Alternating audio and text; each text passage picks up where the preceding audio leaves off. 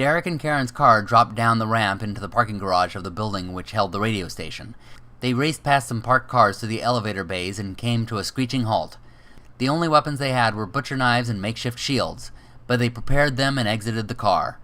As soon as they did, they heard fast-moving shuffling, like someone running. "Did they know we were coming?" Derek asked. Karen saw what was coming and said, "This is something else." Dressed in workout gear, complete with headbands, 4 fit zombies dashed out of the stairwell, coming straight for them. They appeared to have come from the building's fitness center. Derek and Karen readied their shields, and when the first couple zombies made it to them, the survivors used their momentum to deflect them away. They then stabbed at the next ones, Karen hitting her mark, Derek slipping on the sweat of the second and not scoring an effective hit. The zombies came back at them, clawing at their sides. Karen and Derek hid behind their shields and pulled back toward their car in defensive stances. They tried to push back at the monsters, but accomplished nothing. One of them hurried around the side and got a flank shot in, tearing Derek's clothes. He swung back, but slipped and fell. One of the others jumped on Karen's shield and pushed her to the ground. The survivors were helpless on their backs, trying to kick but only feeding them their legs. Derek felt one of them grab his foot. Saliva dropped onto his skin as the beast opened its mouth to bite down on him. Then suddenly its head dropped past onto the ground. The weight on Karen's shield vanished as her zombie lashed at something behind it, then fell limp to the ground. Derek and Karen pulled away their shields and saw the last fitness zombie slain with the sword. They could not see who this person was that had just saved them, but she was silhouetted in the bright sunlight from the entrance. She stood above them with blood dripping off her, the sword held above her head, as though prepared to slay them next.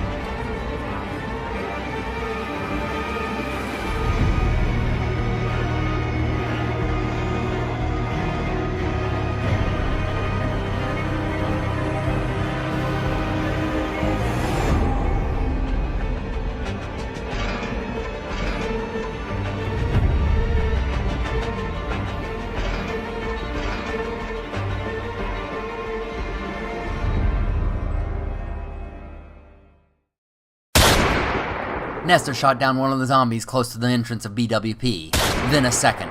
Sniping from above, he was clearing a path for the survivors to get inside. But then more shots came at him from the south, barely missing him and pinning him down. All he could do now was watch helplessly as the crowd closed in around those in the street. The more conscious ones laughed as they pulled up their guns. The survivors of the car crash had nothing to oppose them but sharp sticks and knives. Mason had come to just enough to stand on his own and get ready to die. He noticed that Carrie was backing up towards some of the zombies behind her, and he called out for her to be careful. One of the men with a gun shot her in the leg. She fell right in front of the zombies, who clawed at her. Mason and Claire raced toward her and began to drag her away. Then one of the zombies snatched Claire's hair and yanked her toward it. She screamed, but it was cut short. As quickly as it had grabbed her, it had its teeth deep in her neck. Mason called out for the woman who had saved his life, but he had been unable to do the same for her. So he instead helped Carrie get free. Carrie turned and saw what happened to her friend, and now she screamed and cried for Claire helplessly. The gunmen cackled harder, mocking their pain. Seth noticed that the zombies weren't attacking the ones with the guns, even after they had shot. "Why aren't the zombies attacking those guys?" he asked, almost half toward the zombies. "Guess we're not as tasty," one of the gunmen answered, and he raised his gun at Seth. The DJ interrupted, saying, leave that one alive." As the gunman looked disappointed, the survivors sighed a little with relief. Then the DJ said, "Kill the others!" Everyone tensed and readied their spears. They would have to make a charge.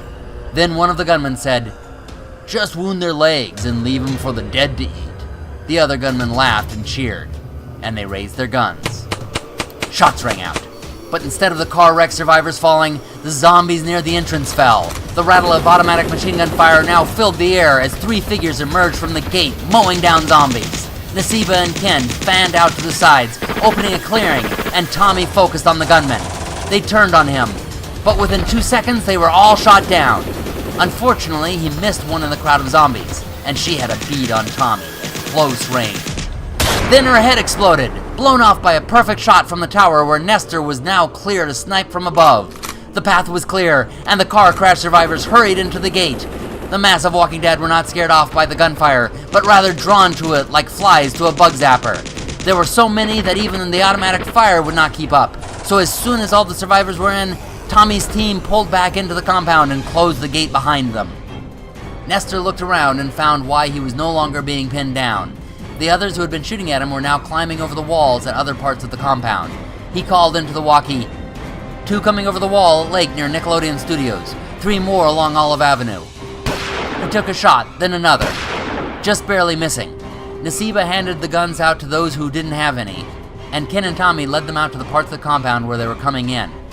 Another 3 just slipped in from the Tournament of Roses, Nestor said as he fired. Make that 2.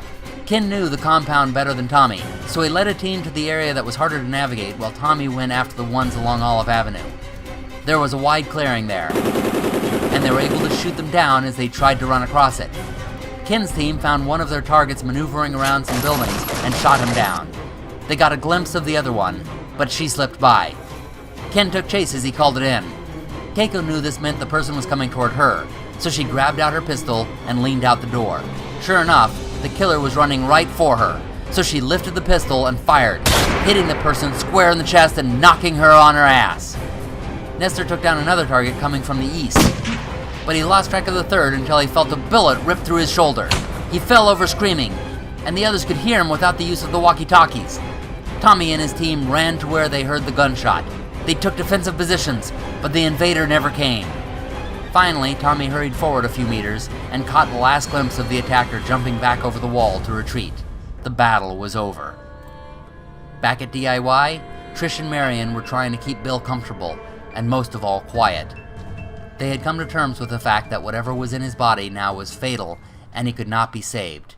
But his death throes could be the death of all of them if he made enough noise to attract the monsters.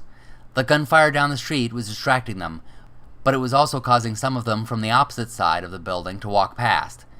So Trish and Marion took a branch from one of the plants and stuck it in Bill's mouth to gag him. All the while, Trish stroked his head and comforted him with, "Shh." She didn't know if it was getting through to him. He was sweating profusely and his eyes were rolling back. He seemed more unconscious than conscious.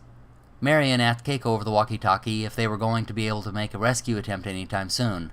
Keiko was doubtful, but now that they were fully armed, they might be able to see what they could do. Then another caller appeared on the line. This voice was whispering, cautious. It was Derek. "I'm at the radio station building," he said. "We can't talk much, but we met up with someone." Everyone froze. Tommy and Nasiba were now in the control room with Keiko. Their hearts sank. Derek and Karen must have been captured. He sounded like he was in distress. "Someone wants to talk to you," Derek said. "That's probably the ransom," Tommy said before Keiko could turn on the mic. "We can't offer them anything," he continued. "No matter how much they pull at our heartstrings, we can't cave in or we're all dead. Agreed?" Keiko and Nasiba nodded, and Keiko turned the mic back on. "We're with you, Derek. Stay strong. Go ahead and put them on." Derek handed the walkie to the person with the sword. "Hi guys," the voice said. "This is Jamie. I found out what's going on with this whole apocalypse thing, and how we can put an end to this mess." We hope you enjoyed this video. Be sure to subscribe and share it with others. And if you'd like to help support the channel, head on over to Patreon. The link is in the description below, where you'll also find some other goodies, including another horror book written by the author of these videos. Thanks for watching, and happy gaming, everybody!